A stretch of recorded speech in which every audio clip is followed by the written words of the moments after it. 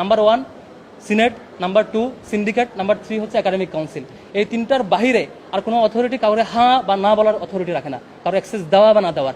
এই তিনটার বাইরে পরিবেশ পরিষদ, সেখানে কোনো কেউ একমত হইলো কি হইলো না এটার উপর ভিত্তি করে কারণ আপনি হ্যাঁ বা না বলেন, এটা আসলে মানে এটা ভ্যালিড কোয়েশ্চেন না। বরং ইউনিভার্সিটিকে কোয়েশ্চেন করবে যে আপনাদের অথরিটি থেকে এরকম কোনো ডিসিশন হয়েছে কিনা। দেখবেন এই তিনটা অথরিটি এ ধরনের কোনো সিদ্ধান্ত তো দূরের কথা, এই ধরনের আলাপই কখনো হয় নাই। আর ছাত্র শিবির যেখানে নিয়মতান্ত্রিক রাজনীতির সাথে সম্পৃক্ত এবং নিয়মতান্ত্রিক রাজনীতি করে, সেখানে এই প্রশ্ন কখনো আসবে না আর কি।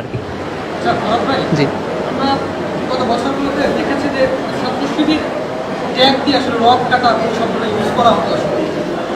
এই বিষয়ে আসলে কি ব্যাখ্যা দিবেন? এটা আমি সহজ করে বলি, আপনি রক কাটা লিখে গুগলে সার্চ করবেন, দেখবেন সব ক্রাইম পাবেন ছাত্রলীগের নামে। আপনি যা সার্চ করবেন শিবিরের নামে কোনো ডকুমেন্ট কোনো কিছু পাবেন না, কোথাও পাবেন না। খুবই স্বাভাবিক। ফেসিবাদ দীর্ঘদিন ধরে যখন একটা রিপিটেডলি এস্টাবলিশ করতে চাইবে, সেখানে আপনি কথা বললে আপনারা ট্যাগ দিয়ে মারা ফেলবে, আপনি এখানে একটা বয়ান এস্টাবলিশ করতে খুবই স্বাভাবিক। কারণ এখানে প্রত্যেকটা উপাদানে এটাকে হেল্প করছে, কেউ উপাদানটা বিরোধিতা করতে পারে নাই। এই উপাদান যে নেগেটিভ যে এস্টাবলিশ করো না কেন, কেউ হয়তো সমর্থন দেয় নাই কিন্তু বিরোধিতা কেউ করতে পারে নাই। সমন্বিত সামগ্রিক ইফোর্ট দিয়ে একটা ন্যারেটিভ দাঁড় করায়, ন্যারেটিভ এস্টাবলিশ হতে বাধ্য। এখন এটা ন্যারেটিভ রাইট অর রং, এটা সিদ্ধান্ত দিবেন আপনারা, আপনারা সাংবাদিকরা যারা আছেন তারা যাচাই করবেন, অ্যানালাইসিস করবেন যে এটা সত্য কিনা। এটা আপনার দায়িত্ব। এই যে একটু আগে বলেছি যে ছাত্র রাজনীতি ফরম্যাটে থাকবে, ইউনিভার্সিটি কোনো ব্যাপারে সিদ্ধান্ত দেওয়ার অথরিটি ছাত্র রাজনীতি থাকবে না, এটা ডিফাইন করবে ইউনিভার্সিটি প্রশাসন। তারপর ছাত্র রাজনীতি একটা পরিবর্তিত রূপ, সুন্দর একটা রূপ আসবে। তারা এখানে তাদের ফেসিবাদ কায়েমের কিছু ব্যারিয়ার মনে করেছে। আপনি দেখবেন যে প্রথমে হচ্ছে সেনা হত্যাকাণ্ড বিডিআর বিদ্রোহের নামে, এটা প্রথম ব্যারিয়ার হচ্ছে সেনাবাহিনী, নির্দেশপ্রেমী সেনাবাহিনী এদের ব্যারিয়ার হতে পারে, এদেরকে প্রথমে হত্যা করেছে।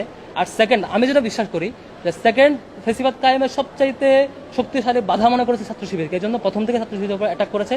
দেশব্যাপী এমন কোনো লেয়ার নাই যে লেয়ারে ছাত্র শিবিরের অ্যাটাক হয় নাই।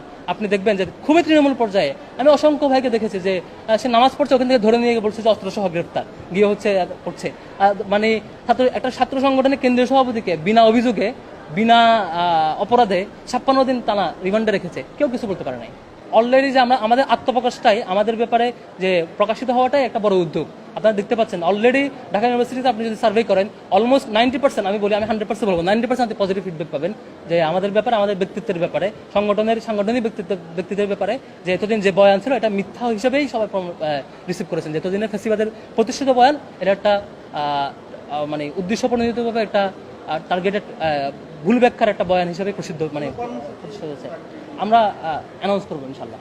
ফ্লোর দেওয়া কাউকে অ্যাক্সেস বন্ধ করার অথরিটি রাখে না, এটা অথরিটি একমাত্র প্রশাসনেরই এটার আইনি অধিকারপ্রাপ্ত ব্যক্তি করে। আর এর বাইরে যেগুলো আইনি প্রচেষ্টা, এগুলো এই যে মব জাস্টিসকে যেমন আপনারা বিরোধিতা করেছেন না, এটার মূল্য এখানে বাকি কেউ এখানে হ্যাঁ না বলার অথরিটি রাখে না, এটা নিঃসন্দেহে তারাও একমত পোষণ করবে।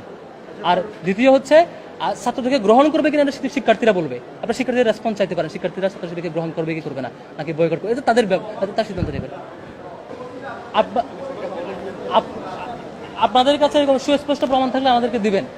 কারো ভাষা তথ্য এবং অভিযোগের ভিত্তিতে আমার মনে হয় এই ধরনের কোয়েশ্চেন একটা মজলুম সংগঠনকে, যে সংগঠন সবচাইতে বেশি নির্যাতিত, সবচাইতে বেশি নেতাকর্মী হারিয়েছে, সবচাইতে বেশি তার সবকিছু হারাতে হয়েছে, সেই সংগঠনকে কোয়েশ্চেন করা ভ্যালিড না। আসলে এটা আবার একটা জুলুম।